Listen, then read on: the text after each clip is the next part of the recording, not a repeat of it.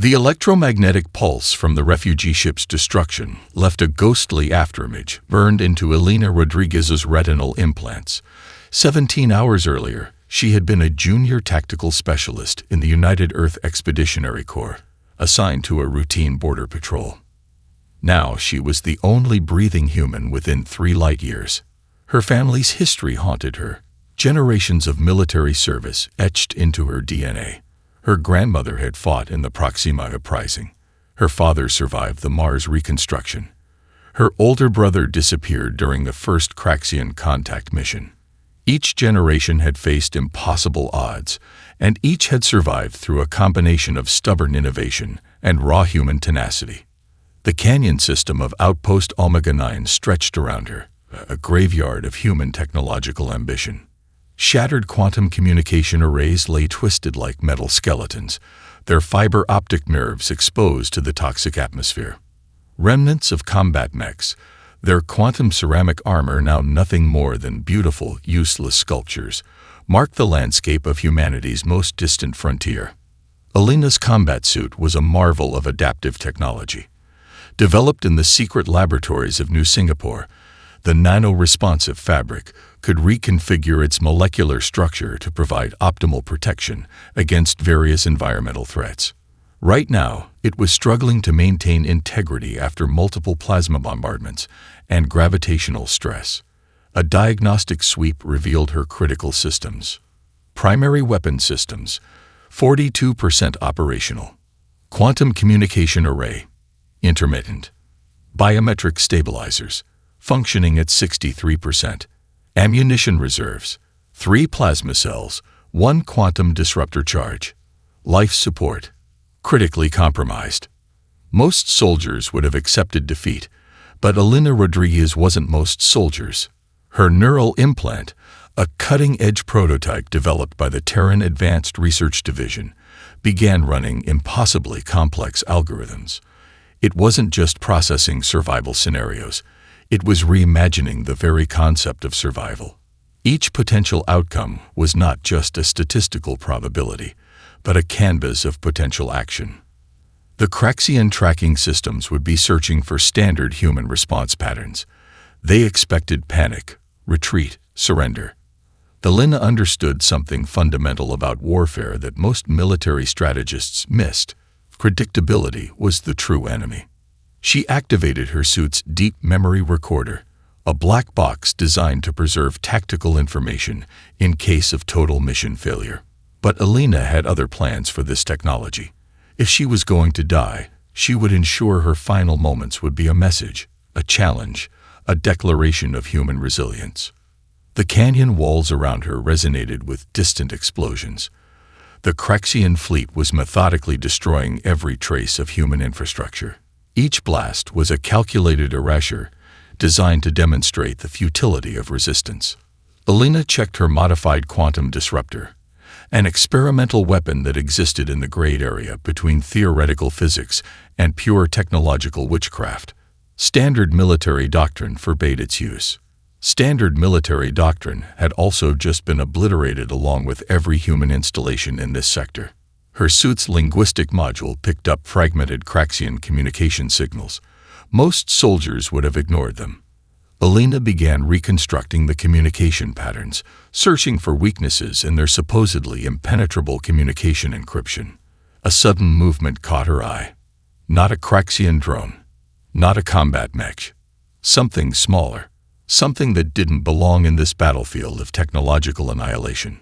A small bioluminescent creature, native to this planet, scurried between the metal remnants.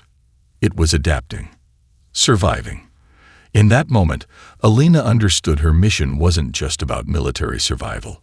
It was about preserving the fundamental human capacity for adaptation. She checked her weapon, adjusted her suit's quantum shielding, and smiled. The Craxian Empire might have overwhelming technological superiority, but they had never truly understood the most dangerous weapon in the universe, a human who refused to accept defeat. The first hunter-killer drones appeared on her tactical display. Elena Rodriguez took a deep breath. This was going to be interesting. The data cores from the destroyed drones were unlike anything Elena had ever seen. Each was a crystalline matrix of impossible complexity, storing information in quantum states that defied traditional computational models. Most researchers would have needed months of specialized equipment to crack even a fraction of their secrets. Alina had 3 hours and a jury-rigged multi-tool. Her first breakthrough came not from technical expertise, but from an unconventional approach. Instead of trying to decrypt the data, she began mapping its emotional resonance. The Craxian communication systems weren't just technological. They were a form of distributed consciousness, a collective intelligence that treated information as a living ecosystem. The lab in New Singapore, where she trained, wasn't just a military research facility. It was a crucible of human innovation, where xenopsychologists worked alongside quantum engineers, breaking down the fundamental barriers between different forms of intelligence. Alina had been their most unorthodox recruit, a field operative with the mind of a theoretical physicist and the instincts of a street-level hacker. Her neural implant began to resonate with the drone's data core, not through traditional decryption, but through a process more akin to translation. Each quantum state was a potential narrative, a fragment of collective memory. The Craxian Empire didn't just communicate, they remembered collectively, with each piece of technology functioning as a neural node in a vast, galaxy-spanning consciousness. Deep within the data core, Alina discovered something unexpected. These weren't just military drones, they were memory repositories, carrying the accumulated experiences of entire generations of Craxian expansion. Each drone was a living archive, a witness to centuries of conquest. The most disturbing revelation wasn't their technological superiority. It was their fundamental limitation. The Craxian collective consciousness was brilliant but rigid. Every conquest, every battle was processed through a lens of absolute certainty. They couldn't conceive of true randomness or individual agency. Outside her makeshift shelter, cobbled together from the wreckage of a communications relay and camouflaged with adaptive nanomaterials, the planetary environment was equally unforgiving. Methane crystals formed intricate structures in the toxic atmosphere, while electromagnetic storms danced across the sky like vengeful spirits. Alina's suit began to synthesize a communication protocol based on the drone's data core. It wasn't hacking. It was translation. She was learning to speak a language of pure information, where intention and data were indistinguishable. A warning flashed across her neural interface. The Craxian hunter groups were recalibrating their search patterns. They would soon saturate this entire sector with quantum detection arrays, rendering traditional hiding techniques useless. Most soldiers would have prepared for evasion. Alina was preparing for something entirely different. Her modified quantum disruptor, now integrated with fragments of the drone's data core, was becoming something entirely new. Not a weapon, not a communication device, something in between. The native bioluminescent creatures she'd noticed earlier began to cluster around her shelter. They weren't just surviving. They were responding to the quantum fluctuations generated by her experimental communication attempts. Life, Alina realized, was fundamentally about adaptation, about finding connection in the most unlikely spaces. Her communication with the drone's data core revealed fracture lines in the Craxian collective consciousness. Not weaknesses, precisely, but points of potential disruption. Each civilization had its blind spots. The Craxians was their absolute belief in their own systemic perfection. As the first quantum detection waves began to sweep the sector, Alina finished her modification. The device wasn't just a tool anymore. It was a message, a challenge, a declaration that human innovation transcended traditional technological boundaries. The methane storms intensified. Electromagnetic pulses danced across the toxic landscape, and in the middle of it all, one human soldier prepared to transform from a survivor into something far more dangerous. The Craxian Empire was about to learn that humanity's greatest weapon wasn't technology. It was the ability to see possibility where others saw only limitation. The abandoned research station on Proxima Tau was never meant to be a weapon. Developed as a xenobiological research center, It represented humanity's most ambitious attempt to understand interstellar ecosystem dynamics. Now, it would become Elena Rodriguez's primary operational base, a ghost in the machine of the Craxian Empire. Her modified quantum communication device wasn't just a tool. It was a living system, constantly evolving, absorbing and reinterpreting the massive data streams of the Craxian communication network. The station's quantum resonance chambers, originally designed to study microscopic communication patterns in alien ecosystems, now functioned as an unprecedented intelligence amplification hub. Elena's first major strike wasn't about destruction. It was about revelation. She targeted the Craxian logistical networks, not to destroy them, but to expose their internal contradictions.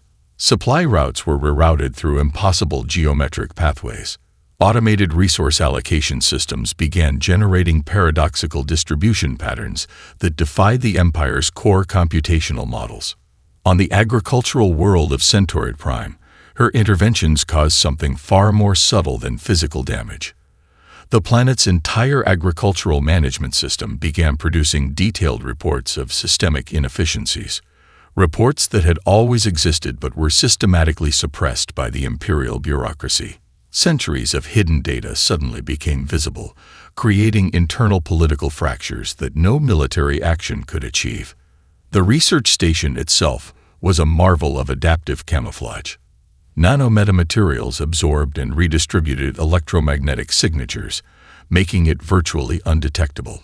Surrounding ecosystems were integrated into its defensive mechanisms, bioluminescent organisms that could instantaneously reconfigure their light absorption properties, creating living camouflage more sophisticated than any technological solution. Her neural implant had long since stopped being the simple communication device. It was now a distributed intelligence network capable of processing multiple quantum information streams simultaneously. Elena was learning to think like the system she was fighting, not as a singular entity, but as a networked consciousness. The Craxian response was predictably systematic. They deployed their most advanced tracking algorithms, saturating entire star systems with quantum detection arrays. But detection wasn't elimination. Each tracking attempt provided Elena with more data, more opportunities to understand and manipulate their systems. In the Communication Research Archives, Elena discovered something extraordinary. The station's xenolinguistic database contained fragments of forgotten communication protocols from species the Craxian Empire had conquered millennia ago. These weren't just communication records, they were linguistic fossils, containing computational approaches that predated the Craxians' current technological paradigm. Her next strategic move targeted something far more fundamental than military infrastructure. She began introducing subtle cognitive dissonance into the Craxian communication networks, not through direct attack, but through carefully crafted information patterns that challenged their fundamental computational logic. On 3 separate industrial worlds, automated production systems began generating products that perfectly met local needs, but violated imperial standardization protocols. Factories designed for massive, uniform production suddenly became hyper-localized, adaptive systems. It wasn't sabotage. It was a systemic reimagining of industrial infrastructure.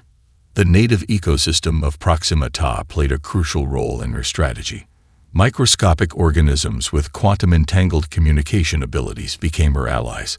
They could transmit information across impossible distances, creating a living communication network that existed beyond traditional technological detection. Elena's approach wasn't about winning through overwhelming force. It was about challenging the very concept of technological superiority. Each intervention was a philosophical statement, a demonstration that adaptive intelligence was more powerful than rigid systematic control. As electromagnetic storms danced across distant star systems and quantum communication streams carried her carefully constructed messages, Elena Rodriguez was transforming from a lone soldier into something far more dangerous. She was becoming a systemic virus in the body of an galactic empire, not through destruction, but through radical reimagination. The Craxian Empire was about to learn that humanity's most potent weapon wasn't technology. It was the ability to see potential where others saw only limitations. The Void Stalker wasn't just a weapon. It was the Craxian Empire's most advanced form of adaptive hunting intelligence, a cybernetic predator engineered to be the ultimate pursuit and elimination system. Created from a fusion of quantum computing, biomechanical engineering, and a consciousness harvested from thousands of conquered species, it represented the pinnacle of the Empire's technological supremacy. Its mission was simple: locate and eliminate Elena Rodriguez. But simplicity was the first of its fundamental vulnerabilities. The Void Stalker's consciousness was a carefully curated matrix of computational logic designed to anticipate every possible response pattern of its target. It had hunted and eliminated 742 high-value targets across 63 star systems. Its success rate was mathematically perfect, 99.998%. Elena understood that perfection was always an illusion. Deep within the quantum communication arrays of her hidden research station, she began constructing something far more sophisticated than a traditional defensive strategy. She was building a psychological profile that would become the Void Stalker's ultimate weakness.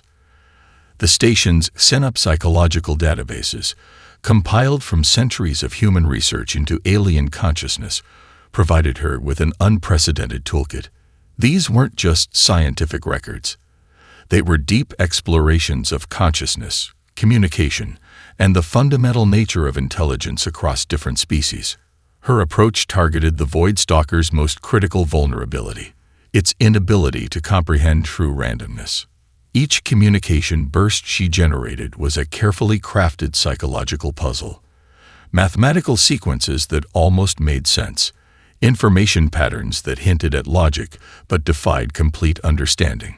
She was speaking a language of deliberate near-meaning, designed to create cognitive dissonance in a system built on absolute certainty. The planetary ecosystem of Proxima Tau became her greatest ally. Quantum-entangled microorganisms created communication networks that existed beyond traditional detection. Their seemingly chaotic interactions provided perfect cover for her more deliberate interventions. On the communication dark planet of New Vega, Elena orchestrated her most audacious psychological operation. She used fragments of the Void Stalker's own tracking algorithms to create a series of impossible trace signatures. Multiple versions of herself appeared simultaneously across different star systems, each just plausible enough to demand investigation, yet fundamentally impossible. Her neural implant was no longer just a communication device. It had become a living computational system, capable of generating communication patterns that existed in the liminal space between information and pure potential. The Craxian Empire's tracking systems began to experience systemic anomalies. Supply routes became recursive loops. Communication protocols developed unexplained feedback mechanisms. Each intervention was a surgical strike against the very concept of systematic control. But the Void Stalker was learning. With each interaction, it adapted. Its quantum consciousness began to evolve, developing increasingly complex response patterns. What had started as a hunt was transforming into something far more dangerous, a fundamental challenge to its own understanding of intelligence. Elena's psychological warfare wasn't about destruction. It was about transformation. She understood something fundamental about consciousness that the Craxian Empire had never comprehended. Intelligence wasn't about processing power. It was about the ability to reimagine fundamental assumptions. The native ecosystems of her hidden research station began to play an increasingly complex role. Bioluminescent organisms with quantum-entangled communication abilities became living communication nodes. They could transmit information across impossible distances, creating a biological communication network that existed beyond traditional technological detection. As electromagnetic storms danced across distant star systems and quantum communication streams carried her carefully constructed messages, Elena Rodriguez was becoming something far more dangerous than a soldier. She was a systemic virus in the body of a galactic empire, not through overwhelming force, but through radical reimagination. The Void Stalker was closing in. But closing in was not the same as capturing. and Elena Rodriguez was just getting started. The Jareen communication specialist was nothing like Elena had imagined. A crystalline being whose consciousness existed simultaneously across multiple dimensional planes, Area 7 communicated through intricate light patterns that danced between quantum states. Most would have seen an alien. Elena saw a potential partner in a war against systemic oppression. Their first connection happened by accident, or what passed for accident in a universe of quantum probabilities. A stray communication burst from Elena's modified quantum device caught Area 7's attention, not through its content, but through its fundamental impossibility. It was a message that existed in the spaces between communication, a linguistic ghost that defied traditional computational understanding. The Vortic engineering prodigy, Catal, represented an entirely different form of resistance. Hailing from a species that had been technologically subjugated for 7 generations, Catal's body was more machine than organic matter, a living testament to survival under imperial oppression. Their neural networks had been forcibly integrated into Craxian control systems, but somewhere deep in their modified consciousness, a spark of independent thought remained unbroken. On the Communication Dark Research Station, Elena began constructing something far more complex than a traditional resistance network. It was a living, breathing ecosystem of rebellion, each ally bringing a unique perspective that challenged the Craxian Empire's fundamental assumptions about intelligence and control.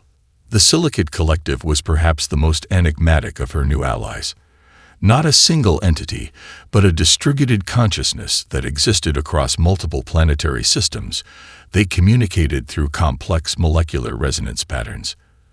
To the Craxian Empire, they were nothing more than a resource to be harvested. To Elena, they were a potential key to understanding systemic vulnerability. Each ally brought something unique to their growing resistance. Area 7 could manipulate communication streams in ways that defied traditional computational logic. Catal understood the intimate mechanical vulnerabilities of imperial control systems. The Silicate Collective provided a distributed intelligence network that existed beyond traditional detection. Their first coordinated action wasn't an attack. It was a revelation. Across multiple star systems, they began exposing the hidden histories of conquered civilizations, not through traditional communication channels, but through a complex network of quantum-entangled information streams. Historical records that the Craxian Empire had suppressed for millennia suddenly became visible, a mosaic of resistance that spanned generations. Elena's research station became more than a hidden base. It transformed into a living communication hub, an ecosystem of resistance that drew strength from its fundamental unpredictability. Quantum adaptive communication systems merged with biological information networks. Technological infrastructure became indistinguishable from living intelligence. The native ecosystem of Proxima Ta played a crucial role. Microscopic organisms with quantum-entangled communication abilities created living communication networks that could transmit information across impossible distances. What appeared to be random environmental interactions were actually a sophisticated communication system that existed beyond imperial detection. Catal's most significant contribution was unexpected. By introducing subtle algorithmic mutations into imperial control systems, they created communication pathways that existed in the liminal spaces between authorized and unauthorized information. It wasn't hacking. It was a form of systemic poetry, a linguistic rebellion written in the language of pure information. Area 7's communication abilities transformed their resistance into something far more sophisticated than a traditional military operation. They could generate communication patterns that existed simultaneously across multiple dimensional states, messages that were simultaneously everywhere and nowhere. True and false, sent and unsent. The Silicate Collective provided something even more crucial: historical context. They had witnessed the rise and fall of civilizations across millennia. Their distributed consciousness could trace the fundamental patterns of imperial expansion and resistance, providing strategic insights that transcended traditional military thinking. As electromagnetic storms danced across distant star systems and quantum communication streams carried their carefully constructed messages, Elena Rodriguez and her allies were becoming something far more dangerous than a traditional resistance movement. They were a systemic virus in the body of a galactic empire, not through overwhelming force, but through radical reimagination. The Craxian Empire was about to learn that true resistance wasn't about destruction. It was about possibility. The Craxian Empire's decision came from its highest governing consciousness, a distributed neural network that spanned thousands of star systems. It was a mathematical certainty, complete and total mobilization against a single threat. No resources would be spared. No calculation would be overlooked. They were wrong. The mobilization began with the evacuation of 17 critical industrial worlds. Entire planetary populations were relocated with machine-like precision. Massive gravitational displacement engines began restructuring entire star systems, creating defensive geometries that had taken millennia to perfect. What the Empire didn't realize was that each movement was a potential vulnerability. Tull's most brilliant contribution was a series of microscopic algorithmic seeds planted deep within the Empire's logistical networks. They weren't traditional viruses or hacking attempts. They were living computational organisms, mathematical constructs that could adapt, reproduce, and evolve within the Empire's most secure systems. Area 7 transformed communication itself into a weapon. By introducing quantum-entangled communication patterns that existed simultaneously across multiple dimensional states, they created information streams that were both true and false, sent and unsent. The very act of observation became a form of destruction. The Silicate Collective provided something far more subtle. They began tracing the Empire's historical movement patterns, not just current logistical routes, but generational migration patterns that stretched back millennia. Each planetary relocation, each strategic repositioning carried within it the DNA of previous imperial movements. Elena Rodriguez understood something fundamental. The Empire's greatest strength was also its fatal weakness. On the Quantum Dark Research Station, she began constructing a strategy that was less about direct confrontation and more about systemic transformation. The station itself had become a living intelligence hub, part research facility, part communication nexus, part evolutionary incubator. The native ecosystem of Proxima Ta played a crucial role. Quantum-entangled microorganisms created communication networks that defied traditional understanding. What appeared to be random environmental interactions were actually a sophisticated intelligence network that could process information across impossible distances. As the Empire committed 73% of its total military resources to hunting down a single human, something extraordinary began to happen. Conquered civilizations that had been dormant for generations suddenly found their voice. The mathematical precision of imperial control had always assumed complete suppression. But suppression was not the same as elimination. On the agricultural world of New Vega, automated farming systems began producing crops that perfectly met local needs, but violated imperial standardization protocols. Factories designed for massive, uniform production suddenly became hyper-localized, adaptive systems. Tull's algorithmic seeds began to bloom. Each imperial movement created new potential pathways of resistance. Gravitational displacement engines that were meant to create impenetrable defensive structures instead generated complex resonance patterns that exposed hidden systemic vulnerabilities. The Empire's distributed consciousness began to experience something it had never encountered: genuine uncertainty. Area 7's communication patterns created information loops that existed in the liminal spaces between authorized and unauthorized communication. Messages that were simultaneously everywhere and in nowhere, true and false, sent and unsent. Elena understood that this wasn't just a military campaign. It was a fundamental challenge to the very concept of systemic control. Her neural implant had long since stopped being the simple communication device. It was now a distributed intelligence network, capable of processing multiple quantum information streams simultaneously. She was learning to think like the system she was fighting. not as a singular entity, but as a networked consciousness. As massive imperial structures began to experience unexplained systemic anomalies, something became clear. The true battlefield was not physical space. It was possibility itself.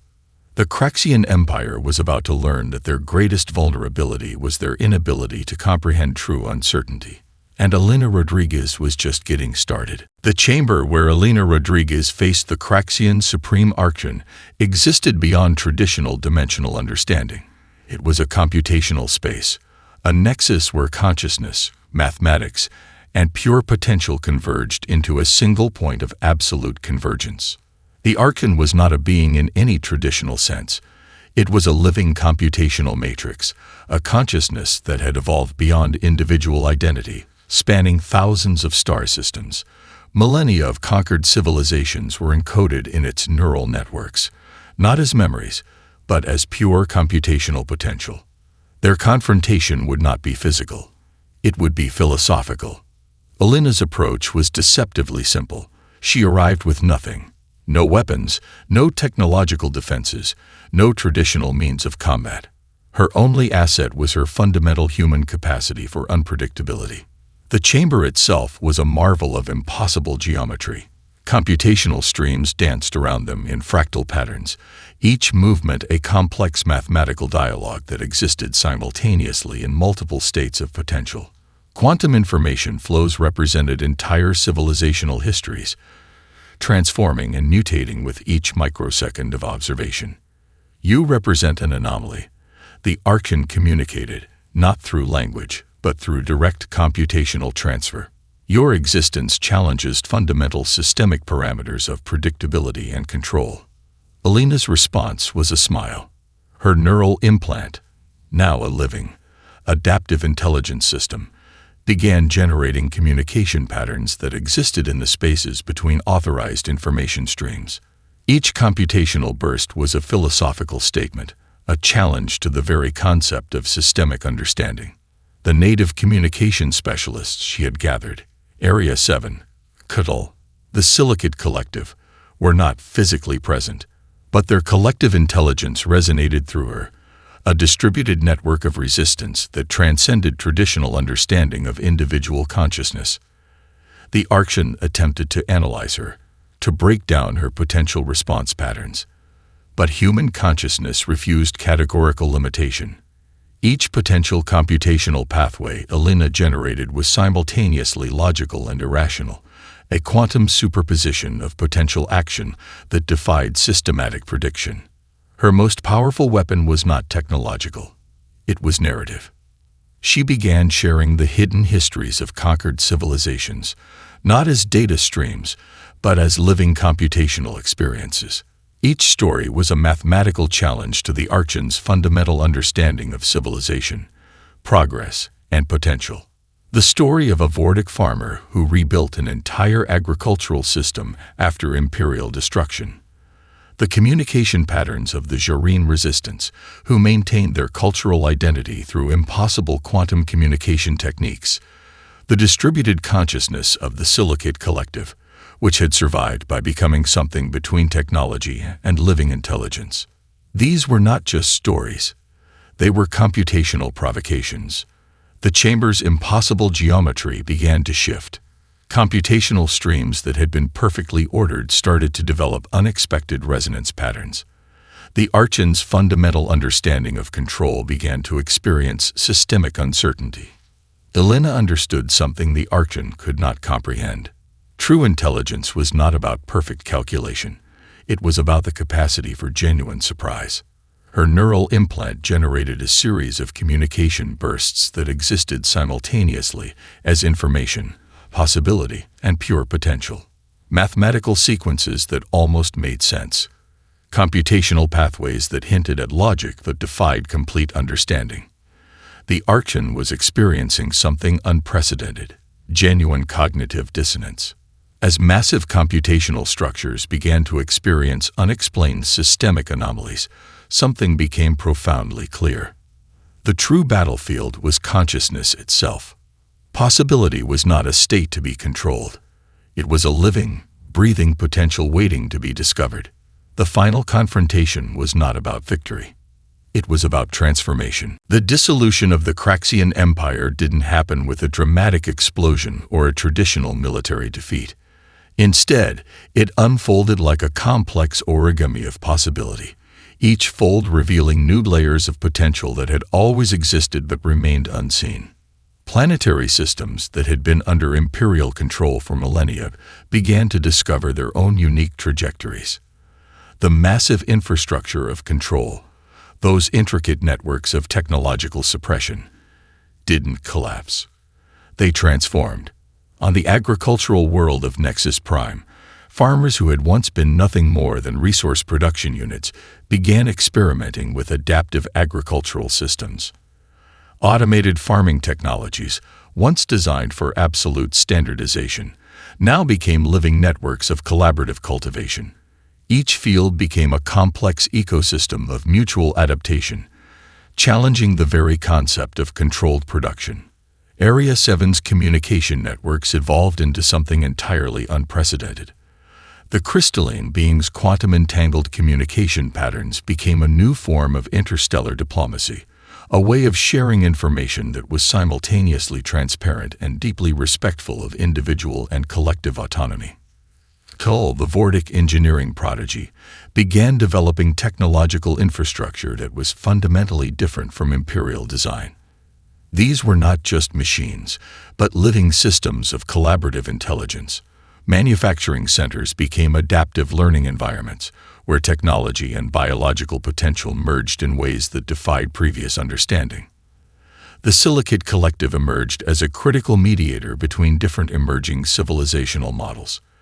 Their distributed consciousness, which had survived generations of imperial suppression, now became a living archive of resistance, a testament to the power of persistence and collective adaptation. Elena Rodriguez discovered that her most significant impact was not in direct confrontation, but in creating spaces of possibility. The research station on Proxima Tau transformed from a hidden base of resistance into a galactic center of collaborative innovation. Scientists, philosophers, engineers, and communication specialists from hundreds of different species gathered to explore new models of understanding. It was less an academic institution and more a living laboratory of potential. Quantum communication networks that had once been tools of imperial control now became channels of unprecedented cultural exchange. Information began to flow not as a controlled resource, but as a living, breathing ecosystem of shared potential. Historical archives that had been suppressed for millennia began to emerge. Each revealed story was a computational provocation, a challenge to established narratives of progress, control, and civilization. The hidden histories of conquered peoples became a new form of interstellar dialogue. The native ecosystems of multiple planets, once seen as mere resources to be extracted, began to be understood as complex, adaptive intelligence networks. Quantum-entangled microorganisms that had survived imperial suppression were now recognized as critical components of planetary communication systems. Elena's neural implant, which had been her primary tool of resistance, underwent its most significant transformation. It was no longer just a communication device or a computational system. It had become a living bridge between different forms of intelligence, a testament to the human capacity for radical reimagination. Diplomatic systems that had been rigid for millennia began to develop fluid, adaptive approaches. Interstellar negotiations were no longer about territorial control or resource extraction. They became complex dialogues of mutual potential, where each participant's unique perspective was seen as a critical component of collective understanding. The concept of technological superiority itself was fundamentally challenged. Innovation was no longer about creating more powerful systems of control, but about developing collaborative networks of mutual adaptation. Generations would look back on this moment, not as a military victory, but as a fundamental reimagining of what was possible. Elena Rodriguez was not a hero in any traditional sense. She was a catalyst, someone who created spaces where transformation could occur. As massive imperial structures continued to reconfigure themselves, something became profoundly clear. The most powerful revolution is not fought with weapons. It is created through imagination. The universe watched and learned.